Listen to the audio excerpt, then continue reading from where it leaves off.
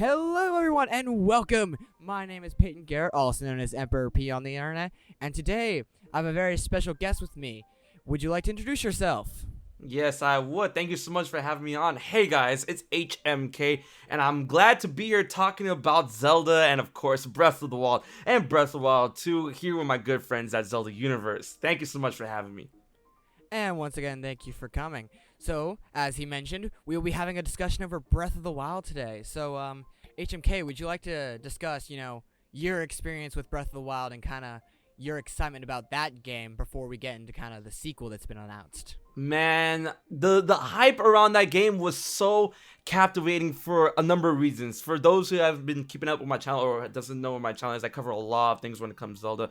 And when it comes to Breath of the Wild, I'm pretty sure we all were here, especially Zelda Universe and everyone. We were there back in the day when we were calling it Zelda Wii U. Man, that was such a long time ago. And that was during the E3 2014 was when the first trailer dropped, and that was really captivating because, of course, that was after the time when Skyward Sword came out in 2011, and everyone really wanted for Zelda to go back into a more open world aspect because, Skyward Sword was very linear. And once we got that one tease of Link running away from what was eventually to be revealed as a guardian, it was wild. That's funny, Breath of the Wild. Him running away from these lasers and technology and using this weird arrow. And that's all we had to go on up until, if I'm remembering correctly, at the Game Awards. And then 2015 rolled around and nothing but silence.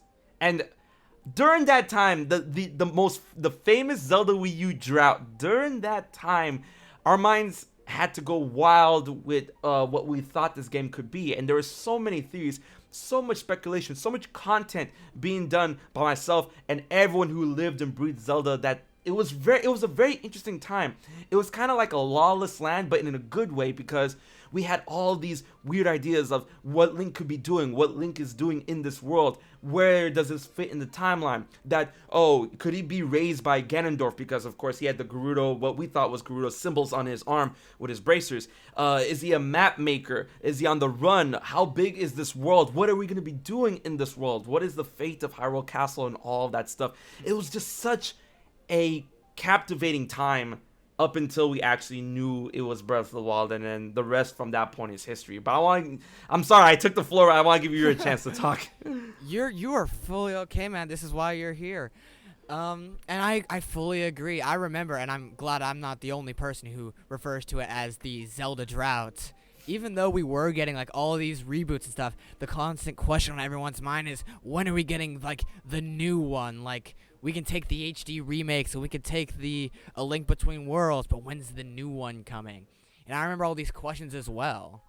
Exactly. And remember the time, like in 2015 during that drought when they dropped Triforce Heroes, and I was like, really Triforce Heroes? This is not going to sate me. This is not gonna. Okay, Nintendo, that's fine. Triforce Heroes, it's a Zelda game. I'll roll with it. But another thing I feel it was so exciting about Zelda Wii U, about when it was called Zelda Wii U, or when we called it Zelda Wii U and Breath of the Wild, is that this was the first true built from the ground up HD Zelda game. And I feel that was a lot of fuel to the fire of the fires of hype when it comes to Zelda Wii U and Breath of the Wild back in the day. It was just, before that, it was unheard of. Zelda has never been born from the ground up in HD. Sure, we had Wind Waker HD and eventually Twilight Princess HD, but this was the first time. 2017! This game series has been around for more than 30 years, and the first time we see it in HD natively was in 2017. I feel that not only was that incredibly hype, but I felt that was a crime against gaming. But, it is what it is. Oh, yeah. And it helped, as much as we wish we had gotten that Zelda a little bit sooner, it helped give rise to, like, a stronger Zelda community. And I'm really glad that we had that long time without Breath of the Wild, because it gave us the masterpiece that it was. Exactly. And the fact that it came out on the Switch, earlier I was a bit of a detractor from that because I felt like, hey, listen, we adopted the Wii U, we supported the Wii U, this game was built for the Wii U, and then you're just gonna put it on the next system. And at first I felt a little sour about that situation, but in hindsight, looking back, I feel that it coming out as a launch title for the Switch was honestly the best move Nintendo has could have done. It not only did it like multiply the install base, the potential install base for the Switch when it first came out, but I feel that it, outshines the other version by a long shot. And, I still can't put this game down. I'm still playing Breath of the Wild to this day. So, I gotta get all of those core XCs, and I'm not going to use a guide. I'm gonna get them the way they're intended to be found, and it's gonna take me a while, but I'm gonna 100% that game one day. But I basically 100% everything except for the Koroks and maybe some landmarks. But I'm still playing the game to this day. So those Korok seeds can be a pain, but if you're having issues with that, you could always use Zelda maps. We have it. I know. It exists. I know. I used it for other things. I used it. I'm not gonna lie. I used it to find the last shrine because I was tearing my hair out. I used it. Oh my god, yes. But not for the seeds. Nope. I'm gonna do it, alright? You can do it. I can respect that. We've had some people at Zelda Universe that are trying to do the same thing, find it without the Korok seeds. But so we had these years of Zelda, and finally Breath of the Wild was dropped. We had this masterpiece of a game, and it had its flaws, of course, and we'll get to that a little bit later. But then they dropped the behemoth that was the Breath of the Wild sequel trailer, or teaser, I guess is the better term for it. So what were your initial reactions? Because I know I was like jumping up and down, screaming, freaking out on my end. I was bouncing off the walls. So leading into that E3, I was, there was those leaks, those rumors. King Zell came out and said that we would be getting Zelda 20, and if you loved Breath of the Wild, you're gonna love Zelda 20, and that's something we all called Zelda, the Breath of the Wild sequel, Zelda 20, because it is the 20th numbered game in the main series. But I wanted. And I believed in my heart, I wanted it to be a Breath of the Wild sequel, a direct sequel. I want the story to continue. But then in the back of my mind, I'm like, knowing Nintendo, they're probably going to reuse the engine, maybe the graphical style, but the Zelda 20 is going to probably take place in a different time, be a whole different beast. And lo and behold, we got Zelda 20 turned out to be Breath of the Wild 2, baby. And I was bouncing off the floor, because as soon as I saw the green spiral of whatever that is, when it was backing up, and when I first saw the lettering, I'm like, is this Metroid? Is that supposed to be Phazon? Is that, because it seemed kind of blue, but it was more bluish green, and I saw the thing for me that gave away that this was Breath of the Wild 2, or at least a Zelda game, is not only the art style, but on the floor. The first thing I noticed besides the spiral thing was on the floor, that looked a lot like Malice, and I was right, and I'm like, no way, is this Zelda? And then as soon as we kept going with the trailer, we saw Zelda and Link from Breath of the Wild, and can I say that I love their designs in this game so much? Nintendo, please, if any of you guys are hearing this, please, Link's standard design, the fact that you combine the champion's tunic with the Hylian tunic, and the fact that his hood cape, the Hylian hood, is there, but you can take the hood off. Leave that design, please. I adore that combination. Just sure, if we're gonna get more suits or whatever, that's fine. Leave that as a standard. Don't change it. Don't update it as development goes on, because I know you guys do that a lot. Please don't change it. But my mind was racing. I was all over the place, and the fact that we saw all of that, and it was a flurry of emotion as we got that flurry of stills. What is that hand? What is that energy? The fact that energy is going into Link's hand. The fact they still has the Master Sword. Ganondorf's corpse. Come on now. That was just, so much stuff about that trailer blew my mind in the aspect that, it goes against what Nintendo is known for doing in development and for trailers. Not only was that trailer dark, we're getting a full-on, fully-fledged sequel, direct sequel to a Zelda game. Yeah, we've had those before, but not as direct as Breath of the Wild 2's being. Majora's Mask took place in Termina, even though it was a direct sequel to Ocarina of Time. A Link Between Worlds is a direct sequel in, I feel, a loose sense, because yeah, it's Lorule and Hyrule is the same thing as Hyrule and Dark World, but it's a different Link in a different time. And Triforce Heroes is a sequel to that, but in a different place. Same thing with Link's Awakening and, so on and so forth. But this is the first time that we're getting the most direct of direct sequels to a Zelda game. And of all games, it's Breath of the Wild. I'm sorry. That's me. That's my reaction. That's how I felt for all that. And I was doing the exact same thing. I was freaking out when I saw Ganondorf. And the thing that made me the most shocked is that they're giving us all these story aspects, because Nintendo has said multiple times, Eiji Aonuma has said, the story is always the last thing we do. We always focus on gameplay first. And the fact that they already have the story means that this game could be even, it could come even sooner than we can imagine. Exactly. A lot of people, I'm a firm believer, and there's a lot of people that believe with me as well, and there's a lot of people that are like, I don't think so, but I am a firm believer. Holiday 2020, man. I believe it, because right now the slate for Nintendo Switch for 2020, we do know some games are coming, but it's looking pretty dry. We just got the confirmation that Xenoblade Chronicles Definitive Edition is 2020, and then Animal Crossing New Horizons 2020. I feel like those are the two big hitters that we know for a fact is 2020. Of course, we don't know when Bayonetta 3 is coming out. Metroid Prime 4, that game doesn't even exist anymore. I'm so sad about that, but I want it to come out as soon as possible, but I really don't think it's coming out 2020. So I feel that Nintendo's gigantic curveball, its gigantic, ace in the hole for next year is going to be Breath of the Wild sequel. And if we're going by what Eiji Aonuma said about the development of the next mainline Zelda game, this game has been in development since 2017. It's using the same game, the same overworld for the most part, the same engine, the same characters, and they're just building off what is already established in the first Breath of the Wild. So I feel that 2020 is extremely safe, and it's extremely plausible. But not March. We're not gonna get, March 2020 on the dot anniversary, the third anniversary of Breath of the Wild. No, I think holiday 2020 is going to be a good amount of time for the game, considering how long it's been in development. So that's a curious aspect you mentioned there. You said that you believe we will be in the same world. Do you really think so? Like, what do you think the world's going to be like now? I really think it's going to be the same world for, I don't want to say the most part, but for the half part. The overworld of Hyrule, I feel, is going to be very recognizable from what we see in Breath of the Wild. Of course, Bill Trinen and Aonuma did say that it's going to be in the same world as Breath of the Wild, but with some new aspects, new changes, new gameplay.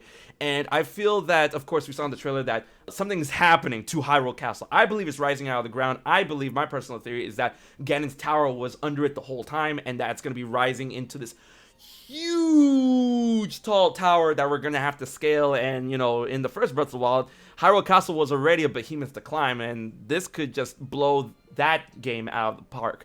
And I feel that these changes to the land can happen thanks to Ganondorf waking up. That certain aspects of the game, of the overworld, is going to be changed but still recognizable. And that's going to be part of one of the most exciting things I feel in Breath of the Wild 2. Going to familiar areas that we know from Breath of the Wild 1, seeing how they change, see how they could be updated in a potentially malice-free world. I want to assume that the malice dried up by the time of whenever Breath of the Wild 2 takes place.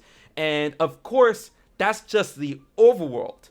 If we're going to go back to how Zelda games kind of were back in the day, Zelda games for a long time always had a dual world setting.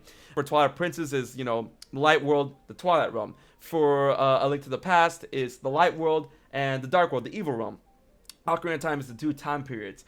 And I feel for this game, just like the first game, it's going to be the overworld and the underground. And I feel that there's going to be a lot of underground to explore in Breath of the Wild. All of these secrets, all of this lore that were missing from the first game, they're buried deep under the Earth's crust. And I'm excited for that. But for the most part, I feel it's going to be, a lot of the game is going to be very recognizable in terms of the overworld and the world of Hyrule that we know from Breath of the Wild.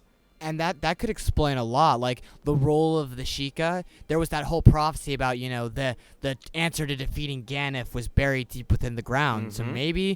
maybe they were wrong here and there. Maybe it wasn't the divine beast. Maybe it was Ganondorf, or maybe it was this massive cave system full of lore. And that was a notable thing that was missing from Breath of the Wild, was, there wasn't a lot of underground caves like we've grown so accustomed to in this various Zelda games. Exactly. And of course, with all of the Sheikah shrines and all of the Sheikah towers, they came from the ground. So maybe we'll learn more about this hidden Sheikah architecture that could be deep within the earth. They came from somewhere. And I also had a theory that the Sheikah towers can act as elevators leading down to specific points in the underground, which would probably be a gigantic connected underworld. All these catacombs and crevices and ravines and stuff could be literally beneath our feet the whole time. And the Sheikah towers, I feel, is the best way, the easiest way to get down, because of course there was that Sheikah tower in the Gerudo region that literally is what it looks like to be in a bottomless pit. But we might finally know what's at the bottom of that hole. Mm-hmm. So you really believe that? Do you think the Sheikah will have even a bigger role than they did in Breath of the Wild, which is, saying something because of how prevalent the Sheikah were? I feel they are, because of course, the Hyrulean royal family, when we look at all the lore when it comes to what they do, what they can accomplish, what they've done behind the scenes, and the fact that the Sheikah are indeed the shadow folk, the guardians from the shadows that serve the royal family, I feel there's a lot of things that are particularly dark that the royal family has done and that the Sheikah is trying to cover up, and I feel a lot of those secrets will be underground, and we're going to learn a lot of messed up things about the Sheikah and the royal family in Breath of the Wild 2, since we're going to be going down deep and discovering things that they may not have wanted us to see, like Ganondorf's corpse. Oh yeah. And speaking of kind of the royalty in the family, Zelda, she's already gone some big changes. She had a haircut, man. Oh yeah. She's cut her hair. So what do you think's going to happen with her? Yeah, I feel like Zelda's gonna have a really big role this time around, but it's really shaky on what she can do. I really don't want her to get captured or killed in the very beginning of the game. I want this game to have her grow alongside Link and stuff, and not go back down that rabbit hole we always go down, where Zelda games are like, yeah, you see Zelda in the beginning, but then 1-2 hours in, she's gone.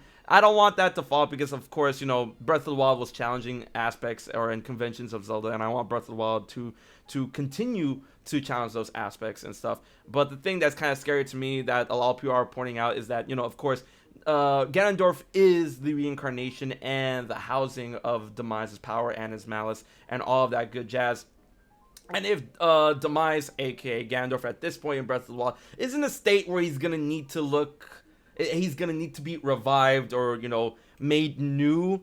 If we go back and remember what went down in Skyward Sword, for Demise to regain his, pristine form, he had to absorb the soul of Zelda, or in retrospect, the soul of Hylia. So, Zelda, that might be looking pretty yikes. That, she is pretty close to Ganondorf's corpse in what we believe to be in the beginning of the game. So that's one thing we have to consider, but I don't want her to get, massacred that early in the game. It might happen at one point, but I want her to continue to be throughout the game. Link is not going to talk I want to assume that Link is not going to talk, so I want Zelda to kind of be his voice in this game, but we're going to have to wait and see what, falls through with that. Well, and when you're speaking about Demise and kind of Zelda and Skyward Sword, you also have to. It also comes to mind that in that game, even though she wasn't directly with you, she really didn't get kidnapped until those kind of final hours of the game. Right.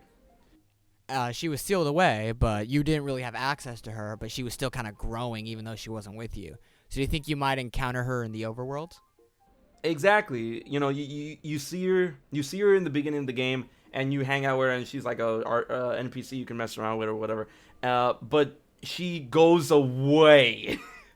So yeah, she doesn't get captured, but she goes away. I don't want her to go away in the beginning of Breath of the Wild 2.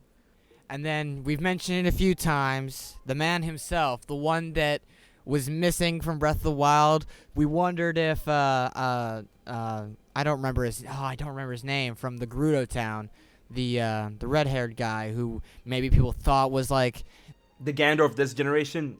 the Villa. That's what his name. Mhm. Villa. Some people thought that maybe he was the reincarnation, but it looks like, that's not happening. Ganondorf. We finally see this Ganondorf. There's a lot of speculation about maybe he's rehydrated, maybe he's going to be a good guy this time. So what are you thinking is going to be the thing with Ganondorf this time around? I am so excited for Ganondorf. I felt that was one of the biggest things missing in Breath of the Wild. That it was the main bad guy, the main antagonist. Yeah, Calamity Ganon in trailers. Yeah, it's like Calamity Ganon looks like talk the talk, kind of walk the walk, and in my opinion, it didn't. All right, Ganondorf is easily the biggest way for Nintendo to remedy that, and I'm so excited that they're actually revisiting this longtime fan favorite of the Zelda series. But personally, I do not subscribe to the theory that Ganondorf could possibly be good in Breath of the Wild 2, or that he was good. I felt even though as evil as he is, that he's the bad guy, as cruel as he is, whatever, I felt that maybe he could have been wronged in Breath of the Wild 2. Of course, we got that one silhouette when the lightning flashed of him. Like, I want to assume his final moments before whatever that is in the bottom of the well or whatever, like his state. I feel like he was wronged, but I don't feel like he's going to be good. I feel like he's going to be very vengeful. I feel like he's going to be the angriest we've ever seen him, ever. And the fact that his eyes line up with the Calamity or the Malice eyes that we've seen throughout the entirety of the game of Breath of the Wild, I feel that those eyes act as his eyes, and he's seen everything that went on with Calamity Ganon, through Calamity Ganon, and through those eyes that are scattered around Hyrule in Breath of the Wild. So he saw everything that happened, and he'll have intimate knowledge of what went down in our adventures, and he'll have intimate knowledge leading up to whatever happened to him. And I feel that he's going to be a very vengeful, bloodthirsty, I feel like, Ganondorf kind of like, in previous Zelda games, he's very narcissistic, he's very cultured, but I feel like he plays with his food a lot, so he never really directly goes in for the kill at the pristine moment. He feels like he's very confident enough in his abilities that he's like, okay, I'm going to beat this guy in my own time, my own way, and, it's going to go down that way. I have the Triforce power, I have nothing to worry about. This time around, I feel like Ganondorf is going to throw all that mentality out the window. I feel like he's done. I feel like he's gonna just, as soon as he gets the chance, he's gonna go out and wreck the world. But I feel like he has to recoup his strength, and that'll be the big timer that we have to run against in Breath of the Wild 2. That this guy means business, and I don't want to try and allow this guy to get his business done. So that I feel that's gonna be a very breath of fresh air, a very scary take to what is, known as a character from these previous Zelda games. I feel that's going to be a very cool spin, and I feel that's what's going to go down with Ganondorf this time around in Breath of the Wild 2. Oh, yeah. And I can definitely see that occurring, and a lot of things are leaning towards that. I mean, but people have always been asking for it since we saw Ganondorf in Ocarina of Time. They've been asking the question, will he eventually be a good guy? And I think, really, as much as we want it, Demise's curse, and as long as that curse exists, won't allow that. It just won't. Right. He's the unfortunate son that has to harbor all of that hate and malice. Wind Waker definitely gave us a peek on what could have been if he wasn't. But maybe in the future we'll see it. Breath of the Wild 2, I don't think we're going to see it in that game specifically. All right. So, as we discussed earlier, not everything in Breath of the Wild is perfect. There are things that even the most, hardcore of fans will disagree with me on and agree with me on. There are some issues with the game. So some of those issues, they vary from bit to bit. So what were some of your issues with Breath of the Wild? Some of my issues when it comes to the game, well, the first being, I already said this before, is the final boss enemy. And I feel it was very weak on arrival. Sure, it looks cool. The design is great. The final boss fights, Calamity Ganon as that spider guardian thing was all right. It could have been way better. The final boss, the Dark Beast Ganon, was just no. I was severely disappointed in that boss fight. Overall, the game, I love the game. It's still my favorite Zelda game to this day, but it still has a lot of flaws. I feel that the story being so disjointed, thanks to the reliance on memories, was very, I don't think the story was bad. The presentation of the story was bad. That's my take. I love the story. I love the amount of lore that you can find in the game, but you have to find it for yourself. In a lot of aspects, that's good. But when it's the main story and finding it that way, I felt that, the way they went about it leaves a lot to be desired. And that's something I feel that could be remedied in Breath of the Wild too. Other things that I didn't like. I mean, I feel it looks better in Super Smash Bros. Ultimate. The Tunic of the Wild, I felt it could have been better. I have no problem with shorts. I feel my main problem with that is how short the sleeves are, and I feel it could have been better. There are various aspects of Breath of the Wild that did disappoint me, but man, the pluses severely outweigh the minuses in Breath of the Wild. Much. But like you said, it's not perfect, but I feel like it's the closest that Zelda game has been to being perfect, and I feel that Breath of the Wild 2, baby, learn from your mistakes, and we got ourselves a zinger. Oh yeah, and one of the things that I personally have issues with is the enemy variety. Like, there are a variety of enemies, but one of the biggest things about the enemies is that instead of, getting stronger enemies like in, say, Twilight Princess, like, you start the game and maybe you'll see a few Lizzafols here and there, but eventually those become like Dynafols and Aerofols and things like that. No Dark Nuts, things like that.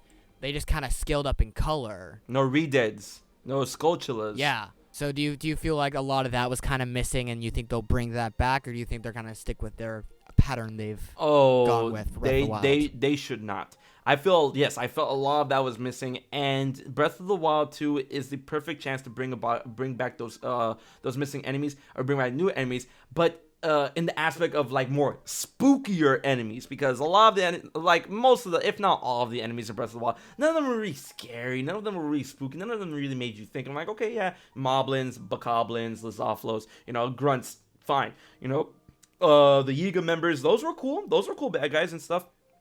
But in this aspect, Breath of the Wild 2, as dark as it's looking, has the potential, the massive potential, to bring back the more frightening aspects of the Zelda enemies. I am talking about, like I said before, Skulltulas, Redeads, likes, Wall Masters, Floor Masters, Pose! Where were the Pose in Breath of the Wild? Man, just...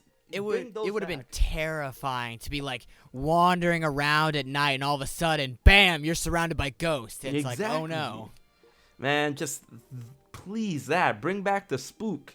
I feel Breath of the Wild 2, considering its dark atmosphere, they have a lot of potential. Now, personally, I don't like spiders, right?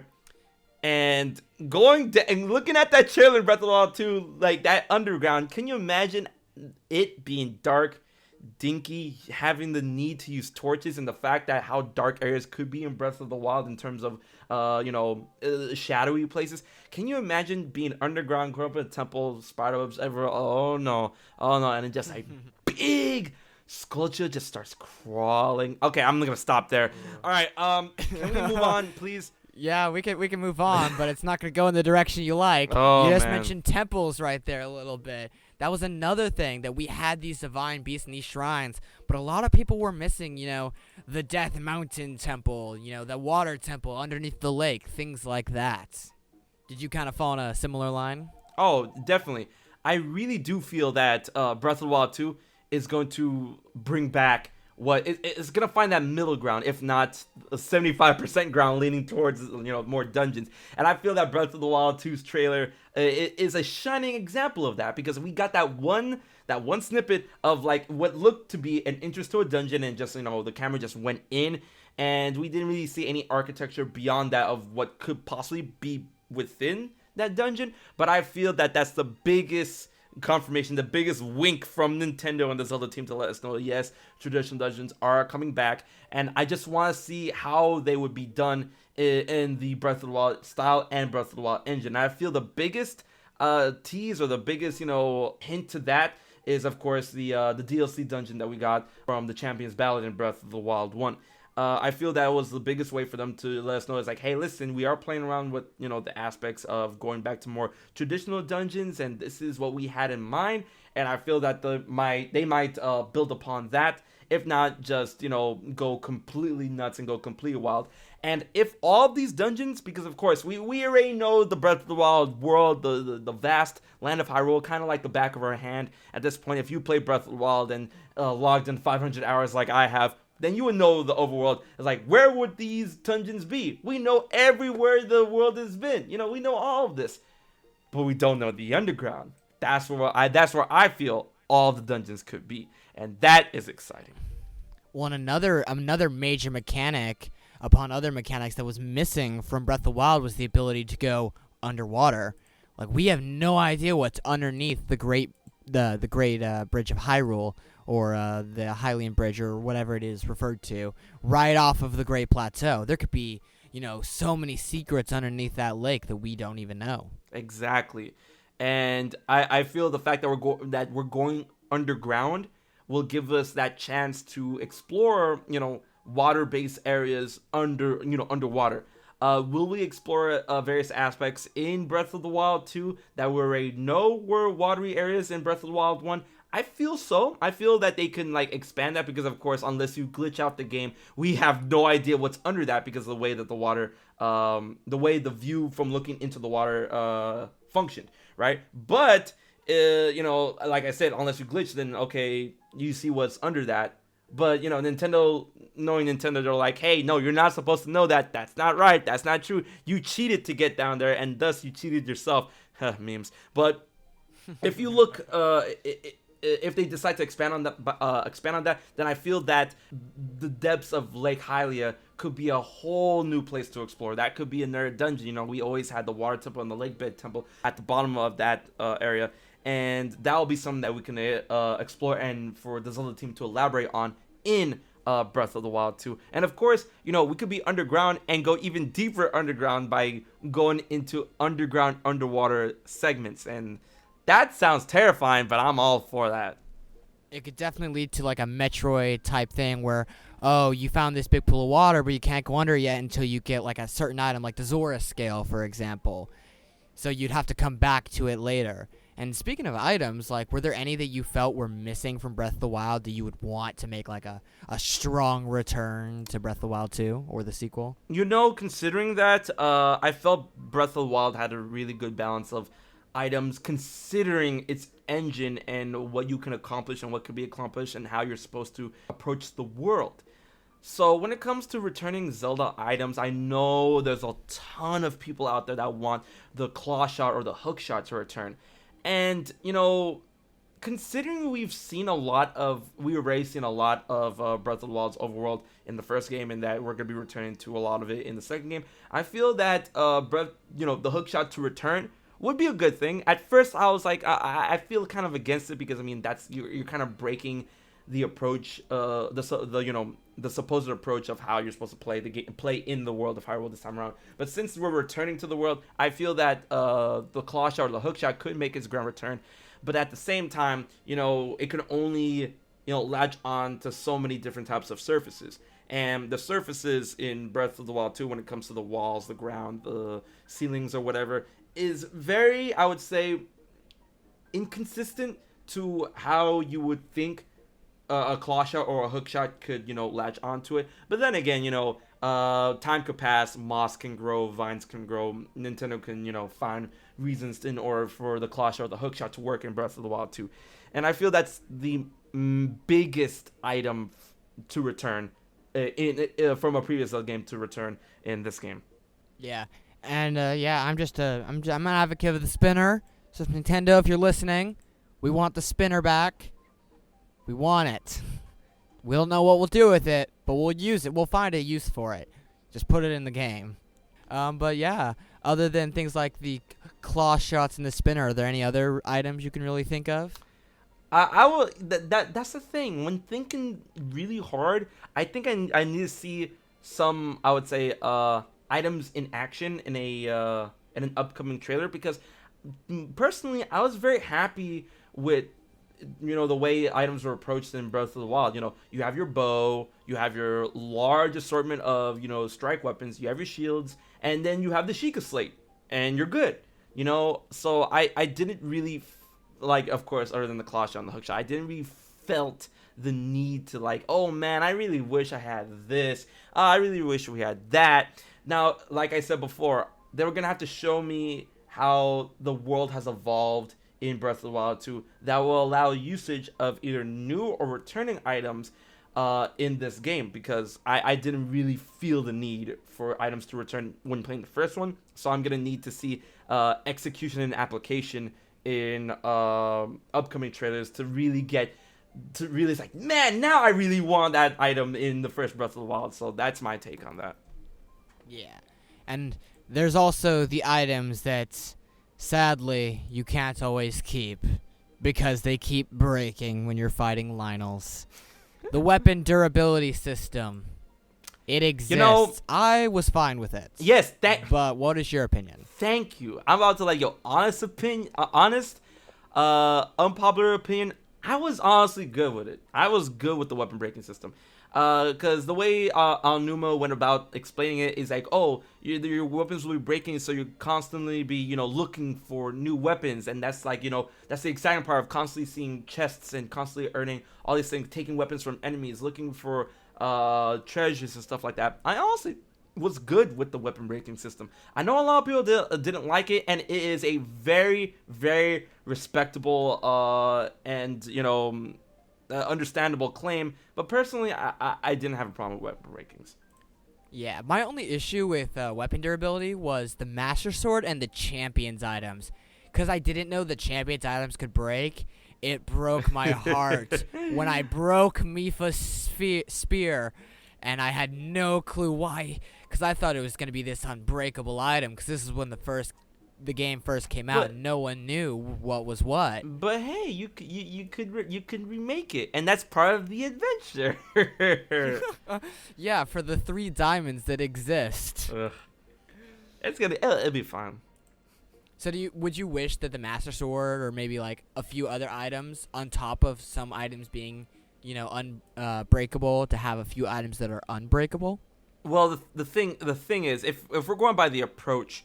If Breath of the Wild 2 is gonna go along with a similar approach of how you approach enemies in the overworld, like it did in the first game, then I feel that the weapon breaking system probably is gonna return, but they're gonna make it better. Like, they're gonna streamline it. They're gonna add aspects to it where you can fix durability. You can craft weapons, please. I feel that they're gonna take a similar approach. If they take that same approach of how Link is supposed to approach enemies in Breath of the Wild 2, like he did in Breath of the Wild 1. Now, if they shake it up, that's gonna be the big question of the day. Maybe they'll have these enemies that don't come back. Maybe the enemy approach will be different, where your weapons will not break, or you won't have the chance to have other weapons. But I'm the type of guy that's like, more is better. More is better. Bring back what you did in the first game and expand on that. So the weapon breaking system, I feel, is going to return. A lot of people may not like it, but I feel that Nintendo is going to take all those complaints to heart and change it for the better, and allow us to, and it won't, I would say, turn off a lot of people, especially if they bring synthesis into the game. Please. Yes, indeed. Well, we are about out of time. So thank you so much, HMK, for joining us on the podcast here. It was a pleasure having you. Thank you so much for having me. It was a lot of fun, and you know me. I love talking about Zelda. Of course. Would you like to plug yourself or tell the viewers anything real quick? Oh, of course. So you guys should definitely check me out on my YouTube channel. You can check out all my social media. It's now bound to one tag, which is HMKilla, which is HMKILLA. You can find me there on YouTube. We're on the road to 150 and 200K. And if you're into Nintendo Switches, then you should stop by onto the channel, because there could be a potential for you to win one. And I do Zelda content every week, including Zelda theories, lore, speculation, and of course reactions and hype. So if you're a Zelda fan, you're going to enjoy what you see over on HMK.